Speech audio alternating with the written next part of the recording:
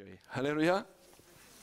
Alors, vous savez, quand on dit je vais parler sur l'amour, il y a des gens qui disent oh ben, c'est un peu cucu comme sujet. Je ne sais pas si vous avez cette expression. Vous savez, comme si c'était faible l'amour. On a déjà entendu des enseignements sur l'amour.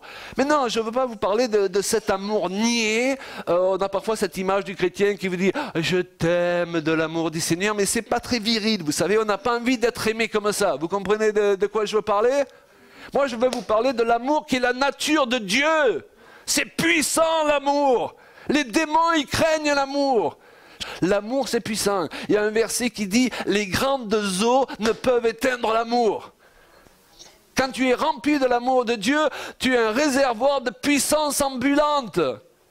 Et le diable te craint. L'amour, c'est la motivation avec laquelle nous sommes appelés à servir Dieu et rechercher la manifestation de sa puissance. Je voudrais vous dire qu'aujourd'hui, plus que jamais, il est important de prêcher sur la puissance de Dieu. Parce que je crois que vous êtes comme moi, vous êtes insatisfait de voir que dans la plupart des églises, il y a plus de malades que de guéris. Il y a plus de gens à problème que des gens qui ont trouvé des solutions à leurs problèmes. Ça ne donne pas envie souvent de venir à l'église, soyons honnêtes, amen. Mais quand la puissance de Dieu commence à se manifester pour donner des réponses à des situations qui ne peuvent avoir de réponse humaine, la gloire de Dieu est manifestée et les gens, ils ont envie de venir. Donc, on ne va pas amener les gens à l'église dans ces temps simplement par des beaux discours, loin de là, mais en manifestant la puissance de Dieu. Maintenant, nous devons réaliser qu'on peut désirer manifester cette puissance avec les mauvaises motivations. La Bible dit, je peux avoir la foi pour déplacer des montagnes, et si je n'ai pas l'amour, je ne suis rien. Wow! Vous vous rendez compte? L'affirmation, je ne suis rien.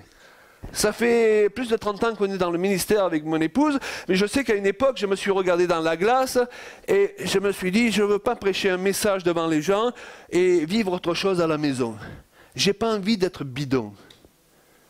Je n'ai pas envie de faire partie de ces serviteurs de Dieu à qui le Seigneur dira un jour, vous avez prophétisé en mon nom, vous avez chassé des démons, mais je ne vous connais pas. Qui t'es, toi? Ah ben, je croyais que j'étais connu avec tout ce que je faisais. Oui, mais à la maison, dans ton rapport avec les autres, tu avais un sale caractère. Tu étais désagréable à vivre. Et certains, même des personnes qui ont été puissamment utilisées par Dieu, ont commencé glorieusement et ont mal fini. Parce qu'elles n'ont pas permis au Saint-Esprit de travailler leur caractère. Vouloir servir Dieu est une chose, avoir un appel est une chose, être loin est une chose, mais si nous n'avons pas le caractère qui est développé pour pouvoir assumer cette onction, elle va nous détruire. L'onction, c'est comme l'électricité. L'électricité, cet amobini nous permet d'avoir de la lumière, me permet de parler dans le micro, alléluia, nous permet de jouer de la guitare. Et bon, maintenant, si je mets les deux doigts dans la prise, je vais m'illuminer.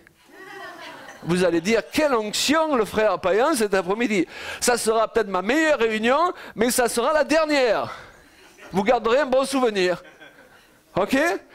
Mais c'est la même puissance qui nous permet de parler dans le micro qui m'aura tué. C'est ce qui se passe avec beaucoup. Ok?